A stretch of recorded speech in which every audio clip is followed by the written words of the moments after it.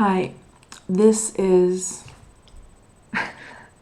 good God, I'm making so many videos, I can't even remember the last one, the number of videos on it. Let's see, 1, 2, 3, yeah, 3 or 4 videos. I've already made 3 or 4 videos, okay. I hope you don't mind that I'm making so many videos. It's just I have a lot to say, I have a lot to tell you. I'm going to talk about deep brain stimulation and the end of medication, weaning me off the last medication that I was on, which was Invega or paliperidone. I believe at that time, the last month of paliperidone, which was June 2018, when I was hospitalized because of waking up to realizing that I'd lost so many years to schizophrenia for the first time in my life, the best of my years, my youth, the time when I could have just eaten the world alive, really gone for it, you know. Okay, end of June 2018. My very, very last appointment was the very last day that I left St. Paul and took a high-speed train back to Zaragoza. My very last day of my hospitalization. That hospitalization, okay? And I remember that I was in an appointment. I was sweating like crazy because there was 3 medical researchers. 1, 2, 3. 1, 2, 3. And that made me nervous as hell. Nervous as hell, because let me tell you something. If one psychiatrist, one medical, on top of that, a medical researcher is staring at you, psychoanalyzing you, analyzing you, looking at you, examining your every move, your body language, and you are aware of this. Well, imagine just 1, 2, 3 people, and medical researchers at that. Okay? One was Dr. Salvador Sarro, or Salva. We call him Salva instead of Salvador. That's his first name. Another one was Dr. Roldan. She is one of the most sensitive and sweet doctors I have. She's really, really sensitive and kind. Really, really sensitive and kind. Dr. Sarro or Dr. Sarro, Salva or Salvador, as his first name goes, is a very kissy, lovey-dovey guy. He will send you kisses and smile at you, and he's very affectionate. He's very Spanish. You know, the Spanish are very affectionate in general. They are very affectionate and open and gregarious, and they talk a lot. They talk a whole lot. Chit chat, chit chat, chit chat. Anyways, and then Dr. McKenna, that special researcher in my heart, because he's so kind and so benevolent and so sweet, and he's a real gentleman. He's a real gentleman. He will never, ever, even in your worst moments, get upset at you or irritated at you or yell at you. And you may think, oh, well, that's perfectly typical of a psychiatrist or a doctor. They would never, ever be unprofessional like that. That's not true. That's not true. I've seen, I've felt, I've experienced, I've heard doctors, researchers blow up at me. Okay? I'm not telling you who did this, because that would look very, very bad for this person. And this person would kill me. This person would, in my next appointment at St. Paul, this researcher would just blow up again. And I don't want to go through that. Anyways, the 3 of them, Dr. Sarro, Dr. McKenna, and Dr. Roldan, or Dr. Roldan. And Doctora Roldan in Spanish means a female doctor. Okay, so doctora is a female doctor. That's the word. Doctor in Spanish is doctor, and doctora is the female doctor. Because in Spanish they have male and female words. Anyways, the The three of them were looking at me, staring at me. It was my last appointment right before I went home. The very last appointment. That day I went home afterwards. And they said to me something very substantial and very, very, very, very important.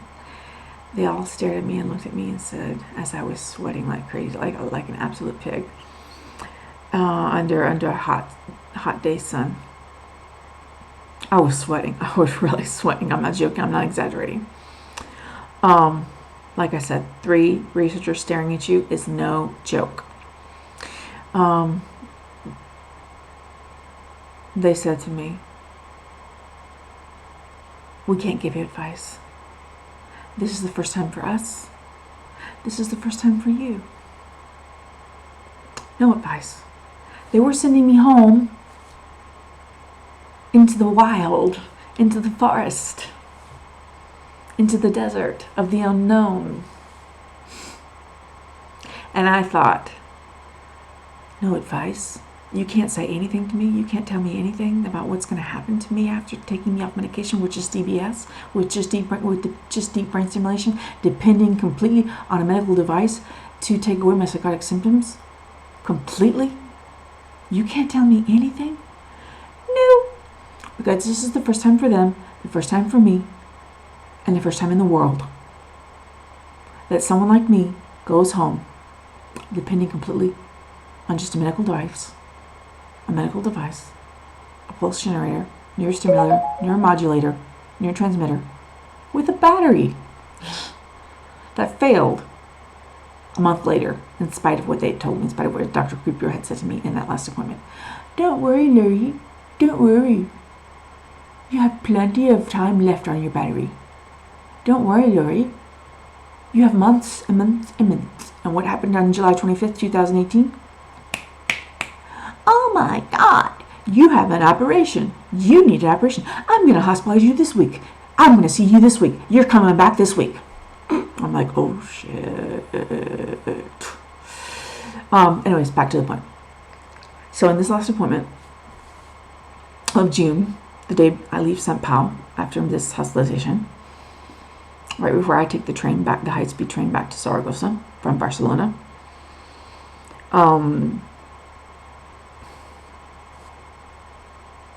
they tell me this.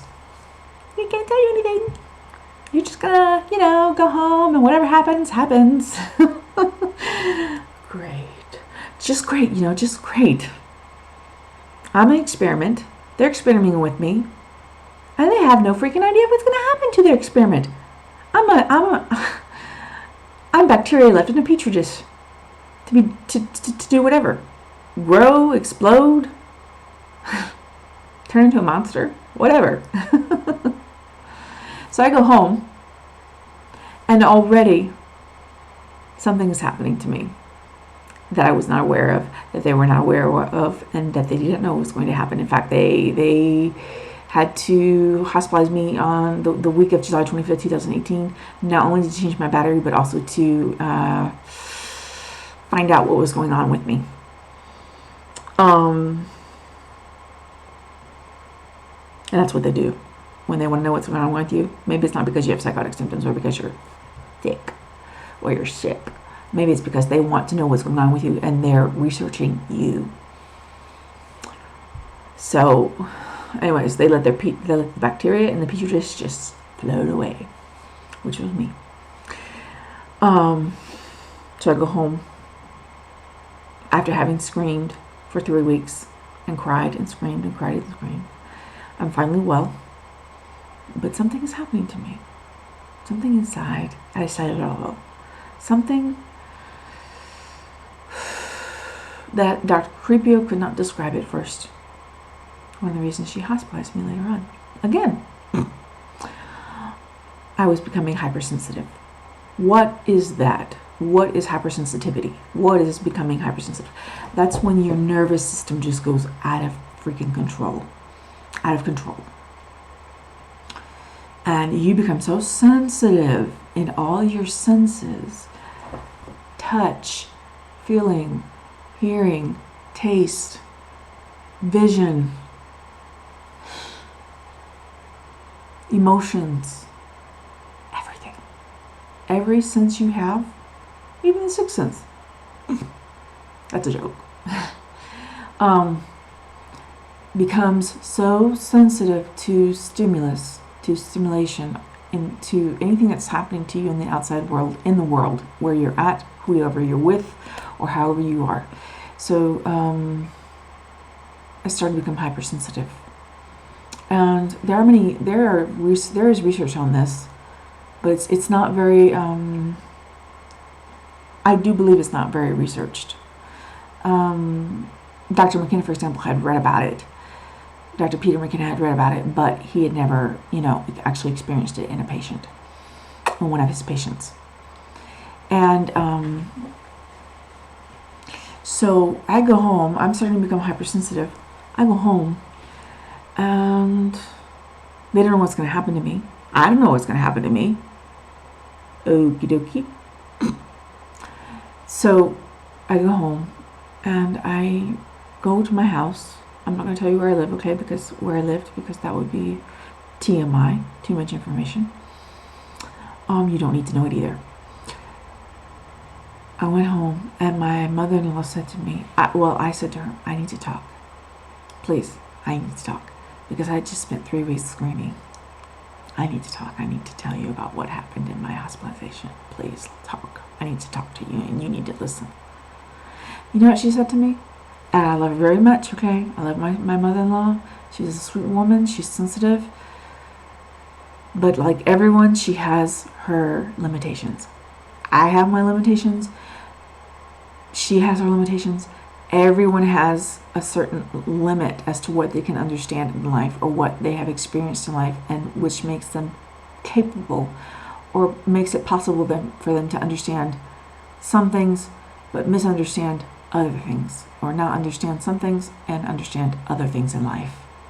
Take in, get things in life, and some things you don't get because your experiences haven't taught you how to get them. Anyways, she says to me, you have 10 minutes. I have to wash the dishes. That just blew me away. That blew me away. I thought that was so cruel, so cold, and so just distant. And that was the beginning, at least for me. Okay, this is my humble opinion as the person who went through this. And as the participant in this clinical trial, in this research investigation, and as a person who's hypersensitive to 200%, 300%. I'm not joking. I was just so hypersensitive. I have so much to say, to tell you. So I start to distance myself from my political family, from my in-laws,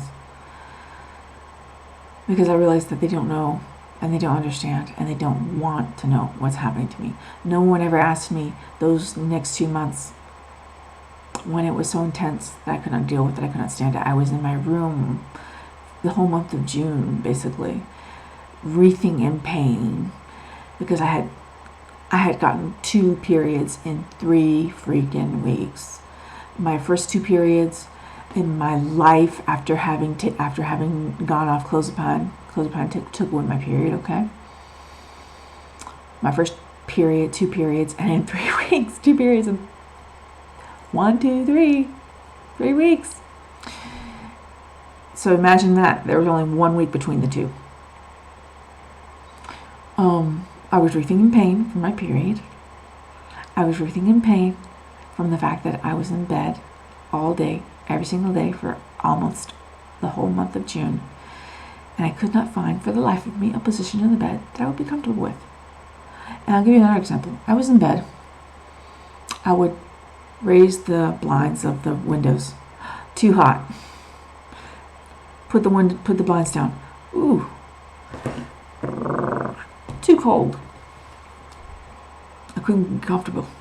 The temperature in the room, I just couldn't get comfortable. Could not. There was no way in hell, absolute Sheol, which is a biblical word for hell, no way in hell I could get comfortable in the whole month.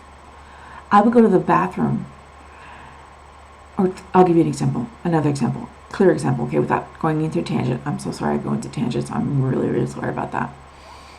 I would take showers, and guess what? I used to love showers. At least I used to, enjoy as much as I could a shower, being so absent in life with medication and with the disease. Anyways, I started showering. What happened? I was so freaking hypersensitive in my skin that I could feel every single drop of water coming out of the shower head. And it itched. And I was like, oh my God, I'm itching. And I started screaming in the shower. Not screaming very loud, but just, oh my God, I'm itching. It was like an itching attack. It was like all of a sudden my skin was just going crazy. I couldn't deal with it. And showers became very stressful and unpleasant. And you could hear me screaming in the shower because I itched so much. I could feel every single drop of water on my back, on my shoulders, on my arms, everywhere. It was horrible. I couldn't deal with it. It was too much information, too much stimulation, too much stimulus. You're so hypersensitive, and you may think, okay, you're hypersensitive. You've developed this superpower, okay? It's not a superpower, right? And your brain can't deal with so much stimulation. Your brain can't deal with so much information coming in. It just cannot. At least my brain cannot. Anyways, another thing happened. Before taking a shower, I started going back in time. Okay? I'm changing the subject a little bit so you can understand the context of what I'm about to say to you concerning the shower. I started going back in time. What does that mean? Okay, I'll give you an example. The last thing I said to Dr. McKenna in the last appointment at the end of June 2018, when they told me that they had no advice for me, that they could not tell me because this was the first time for them, first time for me, first time in the world, that someone like me had gone off medication and depending completely on DBS. I said to Dr. McKenna, I whispered, as we walked out of the outpatient clinic in St. Paul, I said to him, I'm going back in time. And he whispered in that oh so quaint voice of his, that's good. And I thought to myself, I don't know, Dr. M. I don't know. Is my family going to accept me? Are my in-laws going to accept me? Are they going to like the real me? The me of years ago? The me before getting sick? Are they going to accept me, who I really am? Is my husband going to lay in bed at night with me and give me hugs and kisses, and kiss me and hug me, and understand me, and accept me? That's what I was thinking. I knew he didn't know what to say to me. Dr. McKenna. I knew he didn't know what to really say to me, and I knew he had not thought that far ahead. Of course I did, because it was me in the situation. So going back to the shower. I go into the shower.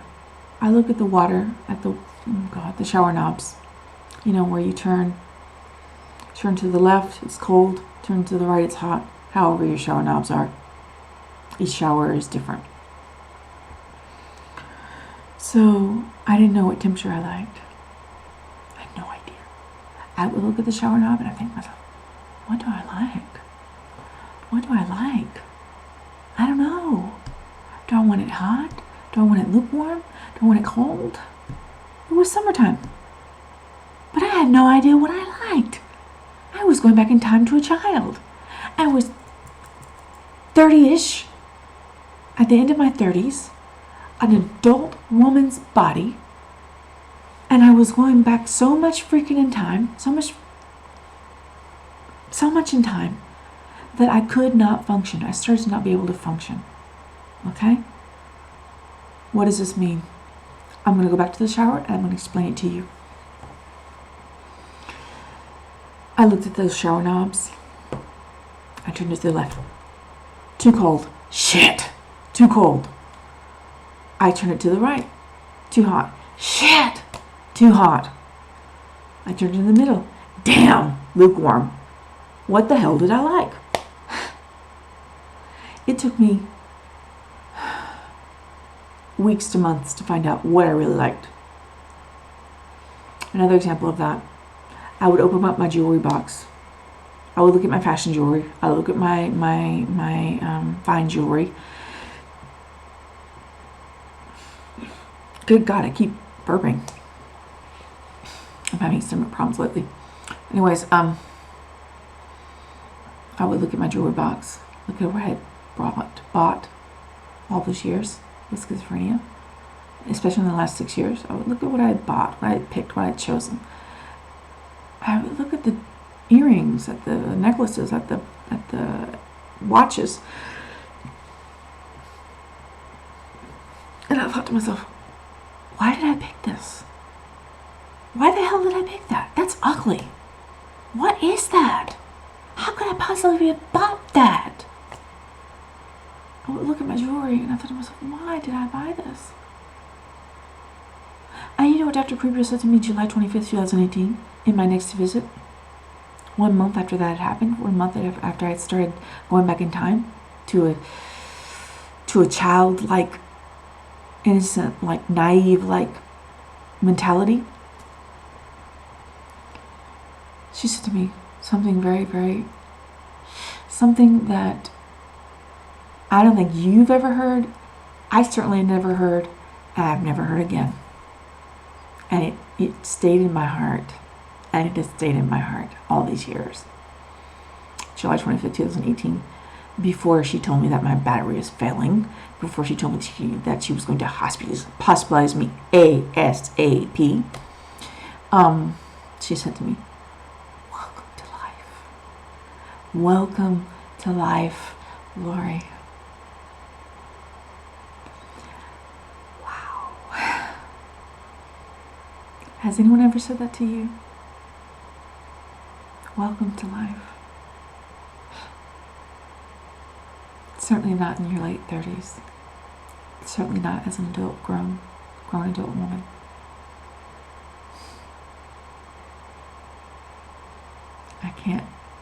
I will never forget that. I have very good memory. My memory is an elephant's memory. But I will never ever forget that. And eventually I do forget things, but that sentence, that phrase, no. Yes. Welcome to life. Welcome to life. That childhood-like mentality, what did it feel like? I started to dysfunction completely. Does that mean I had psychotic symptoms because I was no longer taking medication? No, I had no psychotic symptoms whatsoever because of DBS, because of deep brain stimulation, because of the pulse generator, neurostimulator, neuromodulator, neurotransmitter. I had absolutely no psychotic symptoms, and that continued that way, and it has continued that way. Anyways, what happened? I'm taking off medication little by little. I'm off completely, no pills, except for lithium, to help me deal with this change, this huge, huge change. First time in the world, first time for me, first time for my researchers. And I'm only taking lithium because Dr. Kruger says to me, you're taking lithium. You're unstable. It's your personality. It's not your illness. It's not your sickness. It's not clinical. It's not pathological. Your personality is unstable. You personally are unstable. So she said to me, I'm going to put you on lithium. I'm like, okay. I'm a very obedient patient in spite of the fact I give my researchers hell sometimes. In fact, Dr. McKenna once said to me, it's kind of hard to ask you about your symptoms. And he's a psychiatrist who is close to his 70s, and he has a lot of experience with patients. So when he says to a patient, when he says to you, it's kind of hard to ask you about your symptoms, meaning it's kind of hard to ask you about your symptoms and find out if you're lying or if you're telling the truth. Anyways, back to the point. My mind literally lost connection with my body. It was like I could think. I knew what was happening to me. I was aware. I was conscious. I could touch my face and I feel it. I felt it. with my fingers, okay, just like I'm doing right now. But my mind was childlike. I had gone back in time. I'd gone back completely in time. And it was so freaking hard to function. And no one understood what was happening to me. And neither did they ask. And I wanted so bad for them to just ask me, Lori, what's going on? Lori, what's in your head? Lori, what are you thinking? Lori, how do you feel? Are you suffering? Are you in pain? And I'll give an example of how this affected me. I would go to the bathroom, okay? We're going to use the bathroom as an example again, because it's what we've been using. And I would have to say out loud to do everything. I would have to speak out loud, my voice out loud, and hear my voice talking, giving myself instructions on how to do things such as simple as washing my face, brushing my teeth, and putting on a cream on my face. A lotion, cream, whatever you want to call it. I had to say, okay, Lori, now you have to open the water spout in the bathroom, in the sink, and now you have to wash your face. Now, Lori, you take the towel and you dry your face. Now, then, you have to brush your teeth. And I had to say everything out loud, or I could not do it. It was as if my brain had no internet connection between my head, my brain, and my body, and my hands, and my arms, and my legs. There was no internet connection. And I don't know how to describe it in any other way, shape, or form without saying internet connection, okay? So I hope you get an idea of what I mean by that. Another example. I would go downstairs because I was on the second floor. And I had to say out loud how to make a sandwich. Lori, go to the refrigerator, get the ham, take it out of the refrigerator. Now, Lori, go to the refrigerator, take the ham, open the door, get it out of the refrigerator, close the door, take the ham, go into the kitchen. Lori, go to the pantry, get the package of bread, a loaf of bread, take 2 slices of bread out, and put the ham on the bread. Lori, if it were French bread, I would have to say this, which is very common in Spain, French bread, as they call it in France and the U.S. Here they just call it bread. Simple, old bread. It's very common here, French bread, as they say in the States. Anyways, if it were French bread and you had to cut the bread, I would have to say, Lori, now go, what do you call that thing? Go get a knife, take the bread from the pantry, from the bread bag, and now you cut the bread bag. Lori, now you cut bread bag, what was I saying? Now you cut the bread. Lori, now you open the bread up and you cut it. You cut it and you open it up. Now you take the ham from the refrigerator. You take the ham out of the package. You put the ham on the bread. Now, Lori, you take a plate. You go to a cabinet, you get a plate, and you put the sandwich on the plate. Okay, Lori, now you eat the sandwich. And I had to do everything that way. Everything. For a whole month, at least, month and a half. And no one understood what was happening to me.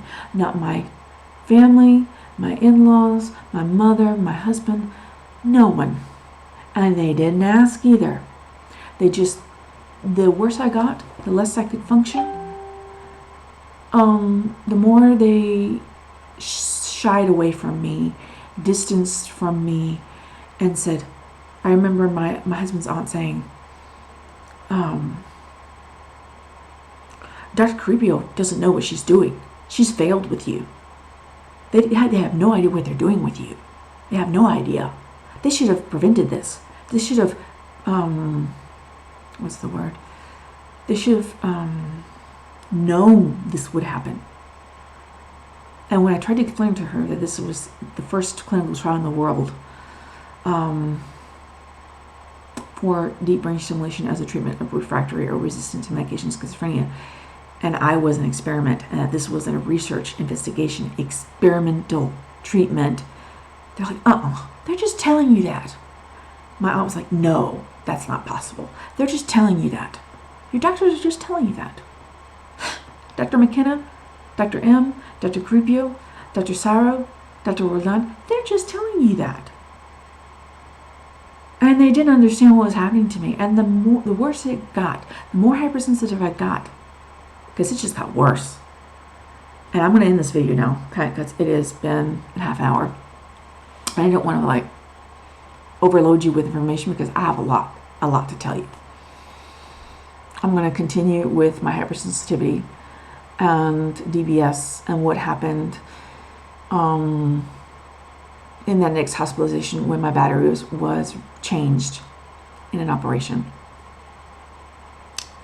Okay, so this is the end of this video. I hope you liked it. I hope you find it useful. And I hope it opens your mind to a new world, a new treatment. And I hope you find it funny. A little bit, a little bit.